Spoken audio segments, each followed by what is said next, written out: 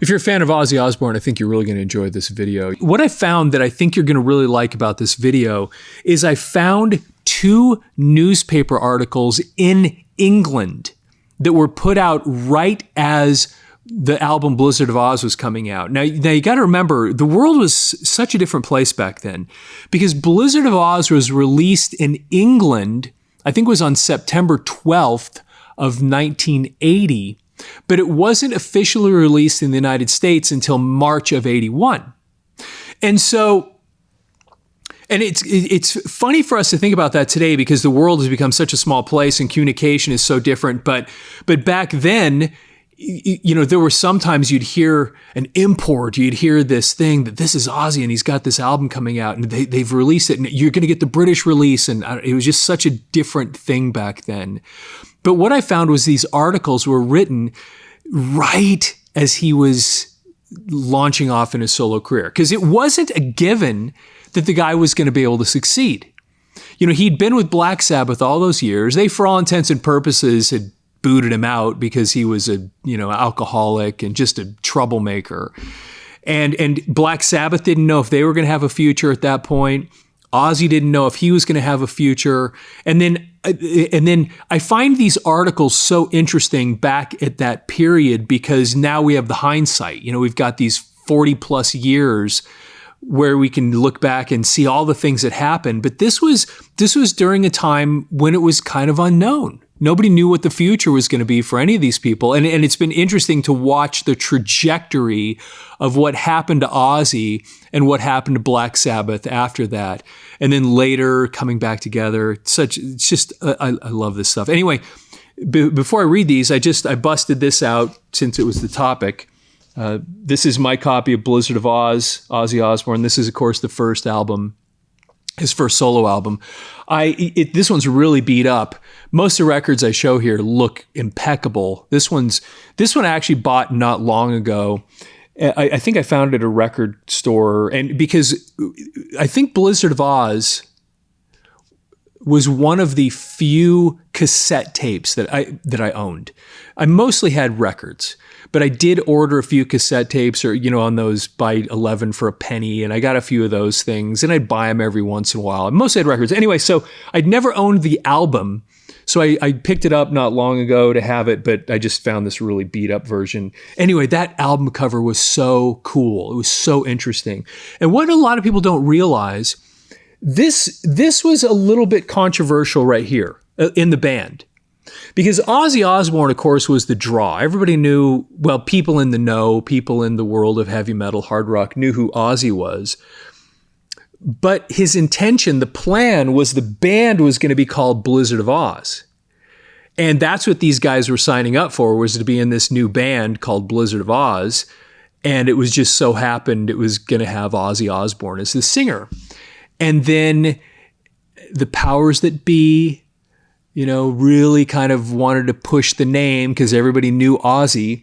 And then this was the last time it was called Blizzard of Ozz, just that first album. And it was just Ozzy Osbourne after that. So there's a side front. The back just has a little live thing. It actually has Randy Rhoads over there on the side. And he was a pretty, I know that people that know about this stuff know how important he was. You know, he died in 82 while they were touring on The Diary of a Madman. But his value in this music, I don't think can be overstated. He was this hotshot guitar player that was, you know, a lot of people kind of compared him to Eddie Van Halen at the time. But he was so good, and he helped bring this incredible life to this music. And that riff at the beginning of Crazy Train, a lot of us that played guitar, that was we all wanted to learn how to play that riff. And it was, what was so cool about that riff to me on Crazy Train was that it was reminiscent of that riff at the beginning of the song, or not the beginning, but that riff in the song Black Sabbath. It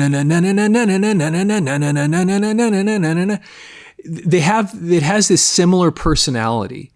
And it was kind of like to me, it was kind of like Ozzy having this new beginning. Like he was this resurrection of where it all started way back when, and because those two guitar hooks. But Randy, it was an original hook. It was so cool, but it had that little bit of that element, and it was so great. And even today, to this day, that song Crazy Train shows up all over the place. Hey, hold on for just a second. We'll get right back to the video. But if you like this stuff, please like the video, subscribe to the channel, leave any comments. We'd love to hear from you, and we really, really appreciate it. Anyway, with that, back to the video. And it's it has become such a part of, the song actually is one of those things that's just kind of become part of Western culture. It's such a big deal, and it was just off of Ozzy's first solo album. So anyway, so you're going to love these two. They're not very long articles, but they're really, really cool. Again, because it gets back to that period. So here's you can see the picture on the screen from this first article. If you're watching actually this on YouTube, and this is from and these were two articles in England. And that's what stood out to me. That's why I wanted to share these with you, because these were as it was happening in England, because of course it came out in England quite a while before it was actually released in the United States. Okay, so this is the Liverpool Echo, Saturday, September 6, 1980, on page 7. And it says there underneath the picture, Ozzy Osbourne and Company, or Co., raring to go. The title of this article, Ozzy's Found Oz, Now Back to the Road. Ozzy Osbourne was full of beans. Actually, to be more precise, the former Black Sabbath frontman was full of vitamins and bouncing his way through the interview like Big Daddy. Quote, "It's incredible. I'm so full of vitamin shots and I've been leading such a healthy life lately that I'm like a new man," said an almost incredulous Ozzy. "I've got to be truthful, Really, I shouldn't be here today. I should be in the grave. I came that close," said Ozzy, being serious for just a moment.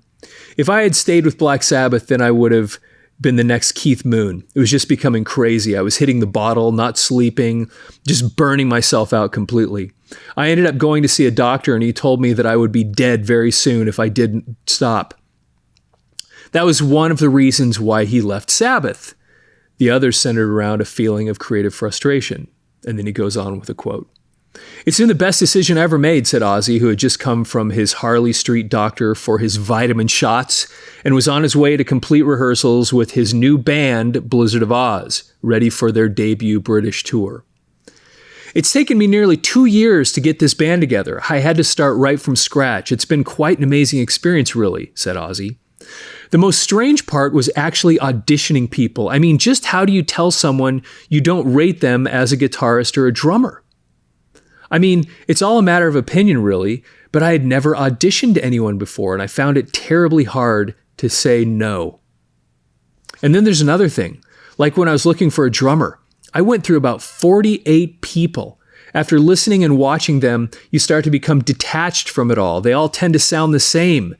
That was really hard finding a drummer. In fact, I despaired until Lee was introduced to me. Then it just clicked." And so Lee, they have the actual listing of the band members back here. You have Lee Kerslake, Bob Daisley. So Lee Kerslake had been in Uriah Heep. Bob Daisley had been I think he had actually played with Uriah Heep at some point, but he was more known for being in Rainbow. Of course, Randy Rhoads, the guitarist that I mentioned before, he found him in Los Angeles. Randy was actually the guitarist for Quiet Riot. But this was before the big, huge Metal Health, superstar Quiet Riot. He was on, I think they had 2 albums out that Randy Rhoads was on, and he was just kind of a nobody, and Ozzy picked him up. And so then, of course, Quiet Riot went on to be, this massive, at least for one album, this huge, huge, huge band. And then they picked up a guy named Carlos Cavazo to play guitar after losing Randy. Okay, the Lee concerned is in fact Lee Kerslake, the former Uriah Heep drummer, who completed the lineup for Ozzy's new group, which includes ex-Rainbow bassist Bob Daisley and guitarist Randy Rhoads, who Ozzy found teaching guitar in a Los Angeles college. This band is really hot. I'm not kidding you either. They really are. The rehearsals have been going incredibly well. But the only real test is going out on the road. That's where it counts. Then that's the end of the quote. It is here that Ozzy breaks off his verbal assault to offer an apology to his Merseyside followers. And apparently, this next paragraph, apparently what happened is that they had scheduled to go play a concert and they weren't ready, and then they canceled it. And so then here's what he says. They must be wondering what the hell is going on, because we were supposed to be playing Rotters and then seemingly pulled out. I can only apologize and say what happened, which was a cock-up between the promoters. I love the British terminology. Between the promoters. I felt the band wasn't ready to go out at that stage with full billing. I just wanted a low-level start because there was a lot of pressure on this band. We did a deal to go incognito, and then the next thing that happens is that there are huge posters everywhere announcing the band was coming. I was fuming and pulled us out. That's actually pretty interesting that happened. Okay, now we are in the process of arranging the debut tour, which will take in a date in Liverpool at the Royal Court to compensate for all those people who must have been disappointed. Actually, I'm almost tearing up the walls with frustration. I just can't. It says want, but it's probably supposed to be wait. I just can't wait to get back on the road again. I mean, that's what I live for. You know, I've not been out there for nearly 2 years now.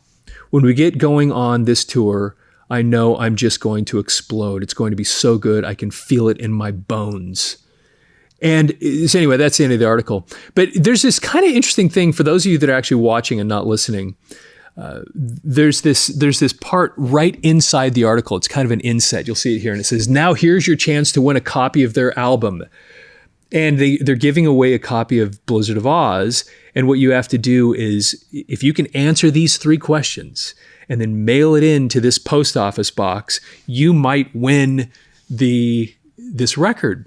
And it's kind of, again, it's so interesting living in a time like this when those of you that are my age will remember things like this, where you think to yourself, who was that guy in that one band? And then the next thing you know, you're calling your buddies. Hey, can you remember that? Because where were you going to go look? There's no internet. There's nothing like that. You were just, if you didn't know, you just didn't know. And you had to call people and you had to go do research. And so for them to answer these questions, it wouldn't have been so obvious. And here's the 3 questions that you could answer to win that Black Sabbath or the Ozzy album. And here they are. Number 1, who replaced Ozzy Osbourne in Black Sabbath? Well, you wouldn't necessarily just know that. Of course, it was Ronnie James Dio. Name Blizzard of Ozz current debut single. Notice they call it Blizzard of Ozz and not Ozzy Osbourne. Name Blizzard of Ozz current debut single. And actually, I don't know what was the first single. I'm assuming it was Crazy Chain, but it could have been Crazy Train, but it could have been, I don't know, the first song, because that was, I think that was a single they put out on there too. And then 3, name the group's record label, which of course was Jet Records. Jet Records. You can see that right in the kind of messed up, damaged album there. Okay, now we're going to go on to this other article. This one's really fun. This one is from the Hull Daily Mail, Thursday, October 16th, 1980, page 8. So this is about a month after this was released. So it's just barely been out, and they're doing this interview with Ozzy. And the title, the top of the article, it says, "We weren't giving value for our money," says Ozzy Osbourne. And then the title of the article is "The Trouble with Sabbath." Okay. Rock wild man Ozzy Osbourne was sick of the hell-raising days and nights of drink and drug trips. He had also grown to hate Black Sabbath, the phenomenally successful founder of the heavy metal machine and a band he fronted for 11 years. "My biggest argument with Sabbath was that I couldn't stand the later numbers we were doing," Osbourne told the Mail Beat. "The music we were playing was bordering on jazz. The last album even had brass band sounds," he said. "My heart wasn't in it. I am nutty. I like to go crazy on stage, but how can I do that to jazz?"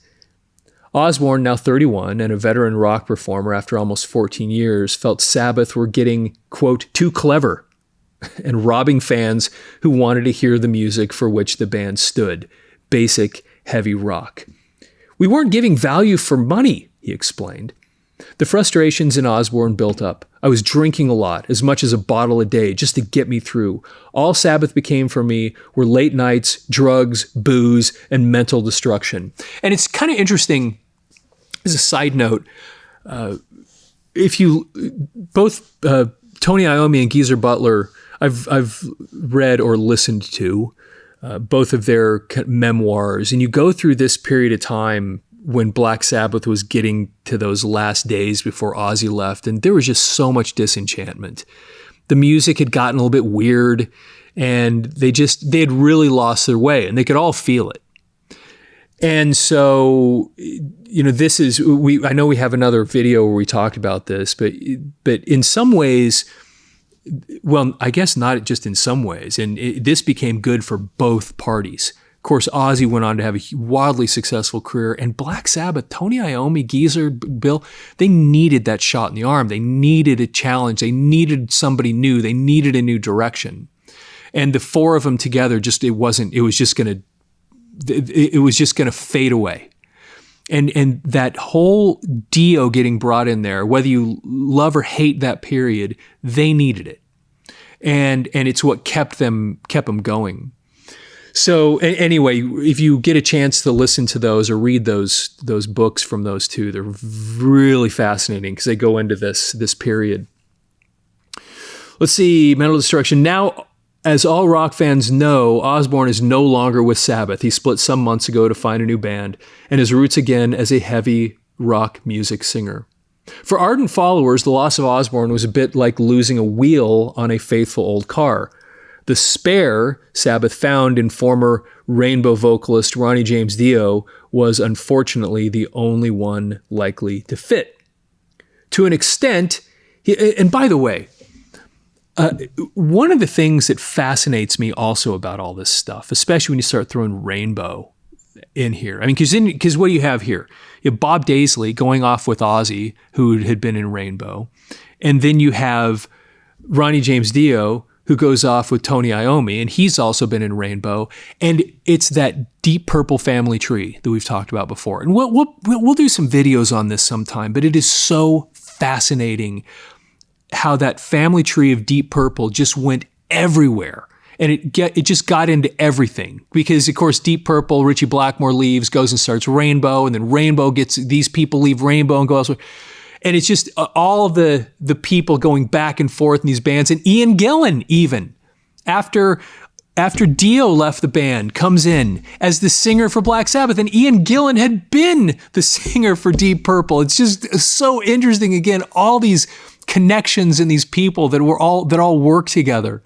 Okay, to an extent, he has restored the balance in Sabbath, fusing his own Rainbow background on the music and giving it a much needed shot in the arm. And really, as I said a second ago, I don't know how you argue with that. You don't even have to like the Black Sabbath stuff during the Dio stuff. I actually love that period of Black Sabbath, but he was an important piece of the puzzle, keeping the whole thing alive, the name alive. For Osbourne, it was a time of uncertainty. He had no idea what effect his new band, Blizzard of Ozz, would have. There was a shadow of doubt. No one knew if we could fall on our faces. It's probably supposed to say would. No one knew if we would fall on our faces. I know I was prepared to slog away, going to small venues as well as big, and working up again from grassroots, he said. Luckily, the reemergence of heavy metal helped, and the band we have triumphed. In the few short weeks, their debut album has been out, and they have been on the road. We are getting a phenomenal reaction from the fans, and the album sounds like Sabbath should sound, laughed Osbourne. That's a really funny line, that he's saying that this new Ozzy solo stuff is how Black Sabbath should sound. It is bound to sound like Sabbath, really, because I was their singer for 11 years, but I want to get over to the kids that it is Blizzard of Ozz they want to see and hear, not Black Sabbath. The new lease of life has helped him get rid of his frustrations. I still drink, but I'm not crazy with it now, he said. And we've all heard those stories. They are the thing of legend. The meaning of Blizzard of Ozz is apparent in the stage numbers the band perform. Apart from the new material, punters can expect Paranoid, Iron Man, and Children of the Grave, all tracks from the early days of Sabbath, epitomizing simple heavy metal music. And by the way, I'd really be interested, those of you that saw Ozzy touring during this period, to hear about that, especially he's resurrecting or playing some of those old Sabbath classics, Paranoid and Iron Man, of course, both off of that off of the Paranoid album. They were. It's interesting to see to hear about this new band and recognizing the fact that Ozzy succeeded the way that he did, that this album that nobody knew, here he was expecting to go maybe just play clubs and just, start from scratch and just kind of build up again. And I don't know that anybody expected that he was just going to walk out on the scene and to see what happened, where he just became enormous. So he's still playing some Black Sabbath stuff, but what interests me about that is that then, of course, he puts Diary of a Madman, tours on that, and that's when Randy Rhoads dies. And then, of course, he puts out the Speak of the Devil, which is nothing but Black Sabbath covers. So after Randy died, then he picked up Brad Gillis from Night Ranger, and you know the rest of the story here. But anyway, I'd love to hear if you saw him during this tour and what you remember, especially knowing that they played some of that old Black Sabbath stuff, and even in his solo stint. The band are at Hull City Hall on Saturday when fans decide whether Osbourne was right to split. And anyone wanting the full story of those 11 hectic years, now this is super interesting. And anyone wanting the full story of those 11 hectic years can look forward to Osbourne's book, How Black Was My Sabbath, which he says should be out in 18 months. Now, I've just looked around a little bit because I'd never heard of that prior to reading this article. And I thought, I'm fairly knowledgeable on this stuff, but I didn't know anything about that. And I did some searches and looking around. I don't know that ever existed. And I'd be really curious, anybody watching this video, did that ever exist? I mean, I have Ozzy's book, I Am Ozzy, but I didn't know this was news to me, that there was going to be a book called How Black Was My Sabbath, which was supposed to be out. If it was 18 months from here, it would have been probably 81, 82. And as far as I know, and again, I'd love to be corrected and I'd love to know about this. And if it actually exists somewhere, I want to know about it. But anyway, I don't know. So I'd love to get your feedback on this. I think that's fascinating. Again, if you saw him during this period, I was a kid. I wasn't going to concerts quite then. And I did see Ozzy a few times after that. Anyway, please like the video, follow the channel, and leave your comments. We love to hear from you. And of course, with that, have yourself a fantastic day.